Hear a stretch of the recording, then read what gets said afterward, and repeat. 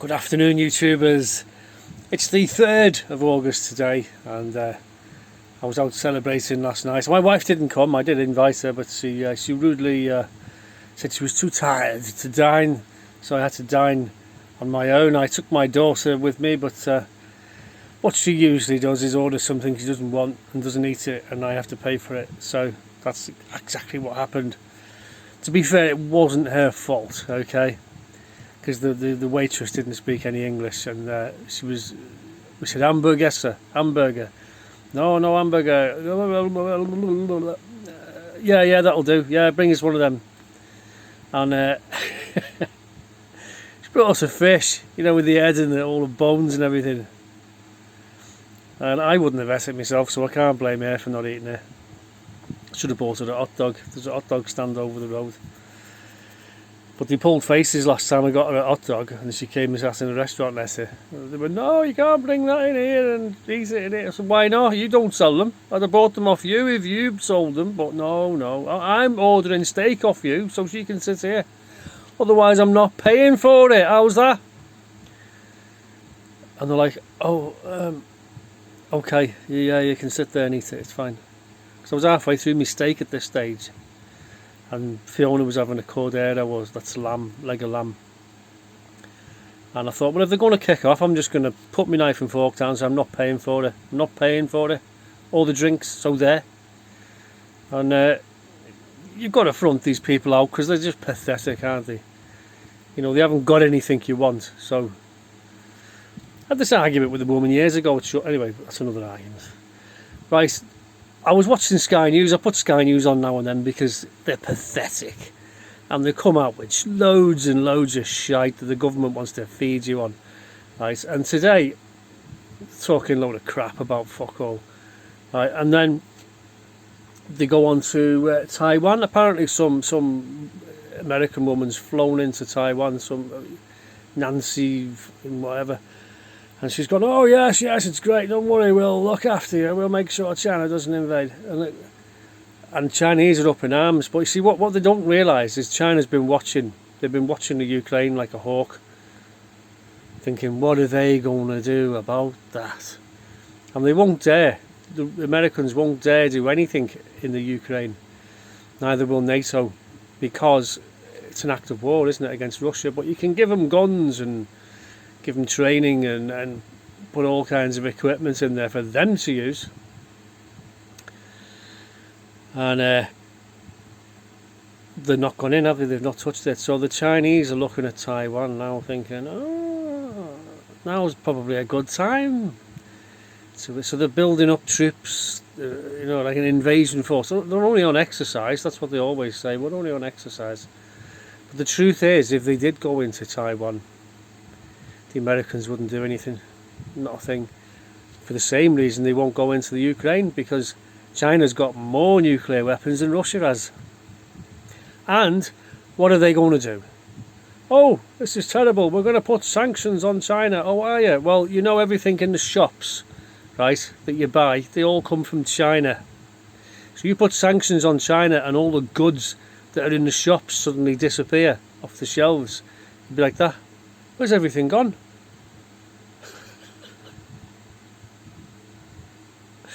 Now, years ago, we had the Falklands War, okay? I was in the army when the Falklands War happened. I didn't go, okay? It wasn't me, I wasn't there, right?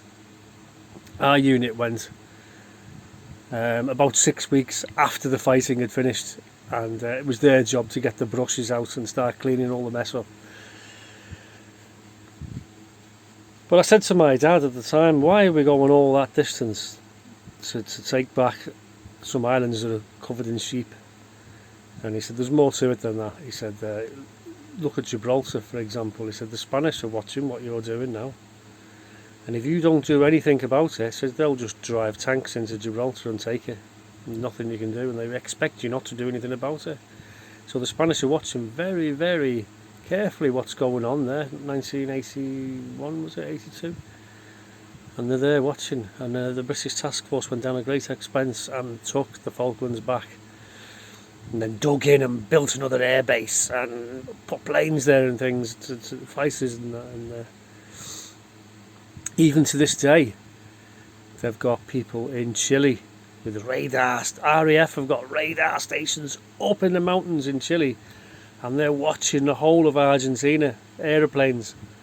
So anything sets off towards the Falkland Islands, they can hit the alarm bell straight away.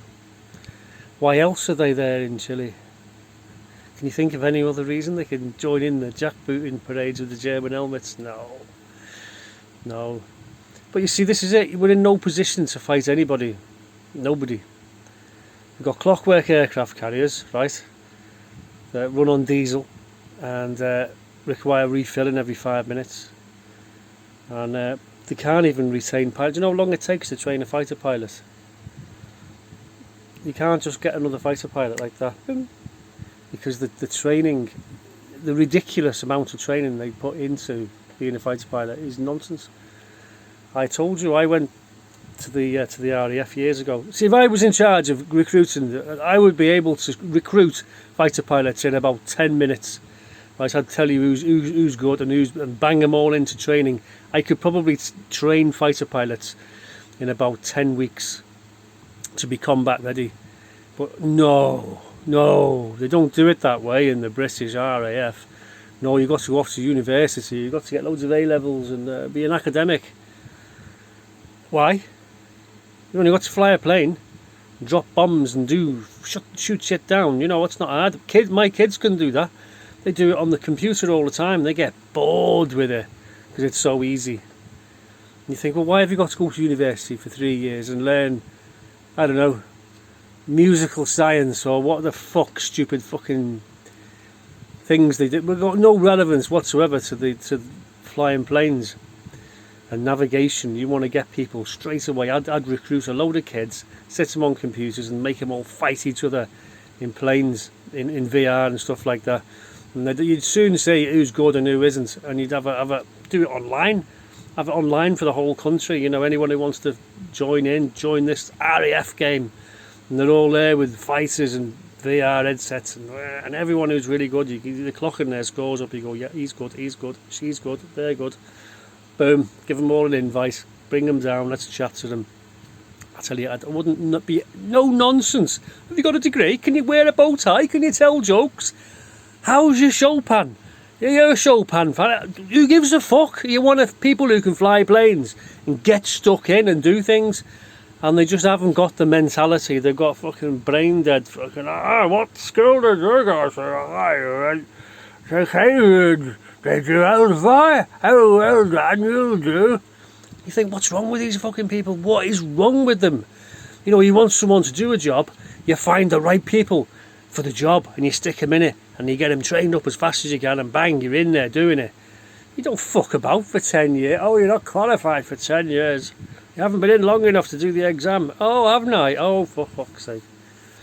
Wankers, complete utter wankers. What happens is the RAF cannot even retain pilots because they join and they get disillusioned and they think, well, fucking what a waste of time this is being in here.